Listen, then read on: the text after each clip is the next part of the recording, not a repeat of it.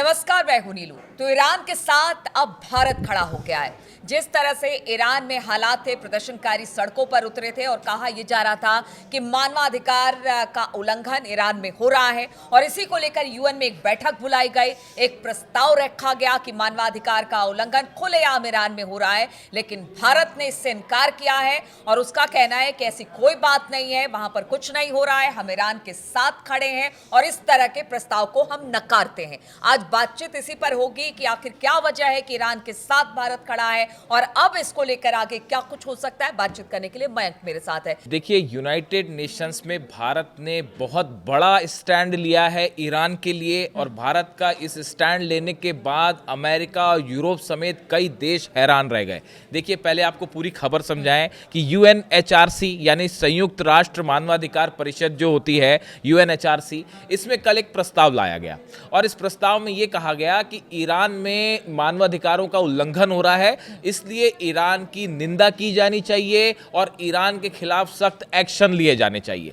ऐसा प्रस्ताव रखा गया सामने और इसमें 47 देश जो इसके सदस्य हैं वो इन्होंने इसमें इसकी वोटिंग भी हुई और वोटिंग में इसमें हिस्सा लिया 47 देशों में। अब देखिए, गौर करने वाली बात यह है कि इसमें 25 देश ऐसे रहे जिन्होंने इस रेजोल्यूशन के फेवर में वोट किया, यानी जो ईरान के खिलाफ रहे। 47 में से 25, 14 देश ऐसे रहे जिन्होंने वोट नहीं किया और बाकी के जो देश रहे उन्होंने ईरान का साथ दिया। और जिन लोगों ने ईरान का साथ दिया उसमें भारत भी शामिल है, उसमें चीन भी शामिल है। यानी देखिए, इस मुश्किल की घड़ी में भारत ने यूनाइटेड नेशंस में बड़ा फैसला लेते हुए ईरान का साथ दिया है। अब देखिए, हम आपको बताते हैं वो कौन से देश हैं ऐसे जिन्होंने ईरान के खिलाफ वोटिंग करी। उसमें देखिए, आप इसमें कोई हैरान करने वाली बात नहीं थी, सब मान के चल रहे थे। फ्रांस, मैक्सिको, दक्षिण Korea, America, Germany, Britain, Japan, Netherlands, Spain, Italy, Australia, Canada, Sweden, ये सब वो यूरोपीय देश हैं जिन्होंने मुखालफत की है। स्नैपबैक सैंक्शंस भी लगाए हैं, अमेरिका ने भी सैंक्शंस लगाए। तो ये वो तमाम देश हैं जो ये चाहते थे यूनाइटेड नेशंस में कि ईरान के खिलाफ सख्त कार्रवाई होनी चाहिए। तो उन्होंने इस रेजोल्यूशन के समर्थन में वोट किया कि भाई ईरान के खिलाफ कार्रवाई हो और उन्होंने मानवाधिकार का उल्लंघन किया है। जबकि देखिए, कई देश ऐसे रहे, 14 देश ऐसे रहे कि जो कि इससे दूर रहे, जिन्होंने वोटिंग ही नहीं की। अब इसमें कौन कौन शामिल रहा? वोटिंग से दूर रहने वालों में Brazil, Argentina, Indonesia, Malaysia, Saudi Arab, UAE, Qatar, तुर्की, मिस्र, नाइजीरिया, दक्षिण अफ्रीका, बांग्लादेश, थाईलैंड, फिलीपींस। मतलब अरब के देश। हाँ, ये वो देश रहे जो तटस्थ रहे। अब देखिए, 7 देश ऐसे रहे जिन्होंने ईरान का साथ दिया और उसमें सबसे प्रमुख नाम रहा हिंदुस्तान, भारत और चीन। ये दोनों देशों ने ईरान का साथ दिया, इस प्रस्ताव के खिलाफ वोट किया और यह कहा कि ईरान के खिलाफ कोई कार्रवाई नहीं होनी चाहिए। अब भारत की इस रुख की वजह क्या है? भारत का कहना ऐसा है कि ईरान में जो प्रदर्शन हो रहे हैं ये ईरान का आंतरिक मामला है, ये ईरान का इंटरनल मैटर है और इसमें किसी को दखल देने का कोई अधिकार नहीं है। यही स्टैंड चीन का भी है। देखिए, ये बहुत बड़ा फैसला है भारत का। आप देखिए, पिछले कुछ समय में ना, हम बार बार अपने वीडियो में आपको ये बात बता रहे हैं, पिछले 6-7 महीने में, बल्कि आप समझिए पिछले 1 साल में भारत और ईरान के बीच में संबंध बहुत तेजी से मजबूत हुआ है। और ये पूरे इस क्षेत्र में, आप मिडिल ईस्ट और साउथ एशिया की बात करिए, यहां पे एक बड़ी भूमिका ईरान और भारत निभाते दिखाई दे रहे हैं। और यूनाइटेड नेशंस में खुलेआम इस तरह जो है भारत ने ईरान के साथ वोटिंग की। देखिए, इस समय जबरदस्त प्रेशर बनाया जा रहा है, ईरान को घेरने की कोशिश हो रही है। भारत में भी आप देखिए ना, टैरिफ को लेकर प्रेशर लगातार। अभी कहा यह गया कि अगर ईरान के साथ जो व्यापार करेगा उस पर भी, और सब जानते हैं कि भारत और ईरान के बीच में व्यापार होते हैं। हाँ, पहले तेल बहुत ज्यादा मंगाया जाता था, अब नहीं। चाबहार को लेकर भी बहुत सारी बातें हैं। तो और खास तौर पर पाकिस्तान और भारत का जब युद्ध हुआ था तो ईरान ने भी जो स्टैंड लिया था भारत के लिए, वो भी बड़ी बात है। ये अपने आप में ईरान उन देशों में शामिल रहा कि जब भारत के ऊपर रूस से तेल ना खरीदने का दबाव डाला गया तो ईरान वो देशों में शामिल रहा जिसने सबसे पहले ये कहा कि हम आपको अपना ऑयल बेचने के लिए तैयार हैं, आपको जितनी जरूरत होगी हम ऑयल देंगे आपको। आप देखिए, इसके बाद अब्बास अराक्ची साहब भारत के दौरे पर भी आए, जबकि पाकिस्तान के साथ युद्ध चल रहा था, उस बीच में उन्होंने भारत का दौरा किया। अभी वो इस महीने भी भारत आने वाले थे, 14 तारीख को, शायद 14 जनवरी को ही, 14 या 15 जनवरी का उनका दौरा होना था भारत का, और चाबहार पोर्ट को लेकर बड़ी डील होने वाली थी, बड़ी बात होने वाली थी। लेकिन फिर ईरान में हालात आप सब देख ही रहे हैं, उसकी वजह से उनका दौरा फिलहाल टाल दिया गया।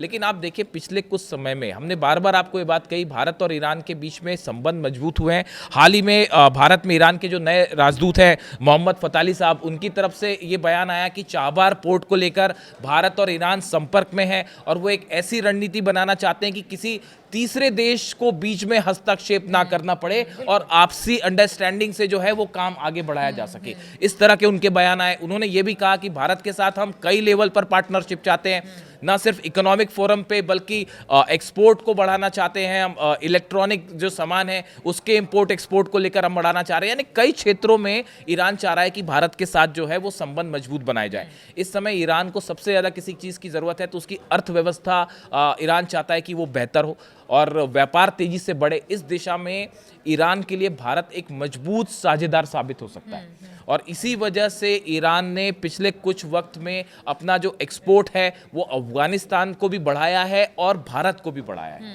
ये आंकड़े आप देख सकते हैं। कुछ समय पहले हमने आपको बताया था, करीब एक साल पहले, कि अली खामेनी साहब की तरफ से अपने सलाहकारों को ये निर्देश दिया गया था, सिक्योरिटी काउंसिल के मेंबर्स को ये कहा गया था कि कुछ देशों के साथ हमको व्यापार बढ़ाना चाहिए, ट्रेड बढ़ाना चाहिए। वर्ल्ड सिनेरियो में ये जरूरी है कि आप अपने बिल्कुल, और उसमें पहला नाम जो है प्रमुख देशों में भारत और चीन का नाम था। वो चाहते हैं कि भारत के साथ व्यापार बढ़े, रिश्ते मजबूत हो।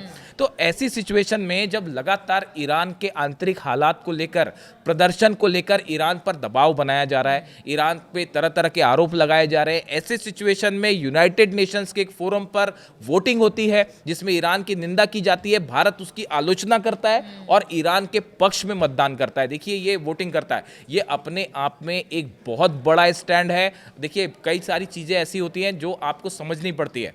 पिछले 6 महीने में इस पूरे मिडिल ईस्ट में भारत ईरान के रिलेशंस में बड़ा बदलाव आ रहा है, बड़ा बदलाव आ रहा है और ये आने वाले समय में ये बताता है कि ये दोनों देश जो हैं इनकी अंडरस्टैंडिंग, विश्वास एक दूसरे पर बढ़ रहा है और ये धीरे धीरे रिफ्लेक्ट भी होगा। आप आगे देखें, ये जो बायलैटरल रिलेशंस हैं, ना सिर्फ इसमें बल्कि आप आसपास के देश देखें, हमेशा ईरान की तरफ से ये बयान आया कि हम हमेशा चाहते हैं कि भारत के साथ जो है वो शांतिपूर्ण संबंध रहें, भारत के पड़ोसी से भी शांतिपूर्ण संबंध रहें। यानी हाँ, ईरान ने हमेशा कभी भी ऐसी सिचुएशन खड़ी रही तो ईरान भारत के साथ खड़ा रहा। ईरान की तरफ से कभी ऐसा कोई कदम नहीं उठा जो भारत के खिलाफ हो। इसलिए मैंने भारत पाकिस्तान का जिक्र किया, जब पीछे आतंकवादी घटना हुई उसकी कड़ी निंदा ईरान, उन्होंने कड़ी निंदा की। तो देखिए ये कुल मिला के स्थिति ये है कि भारत और ईरान के बीच संबंध तेजी से मजबूत हो रहे हैं और ये यूनाइटेड नेशंस में जिस तरह से फैसला लिया। तो अब ये बताइए मयंक, अब यूएन में जैसे खड़े होकर भारत ने वोट कर दिया कि नहीं हम तो ईरान के साथ हैं, ईरान में जो हो रहा है उसका आंतरिक मामला,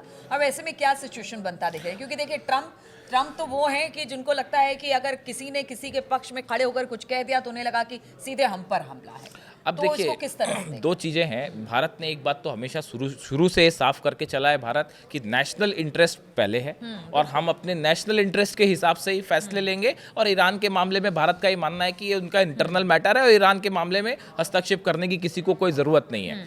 अब देखिए जहाँ तक सवाल है कि आगे क्या होना है, जैसे कि खबरें आपने भी देखी हैं कि पिछले 2 दिन में फिर से ईरान में प्रदर्शन बढ़े हैं। इस तरह की खबरें आई हैं कि ईरान के कई इलाकों में फिर से प्रदर्शन हुए हैं।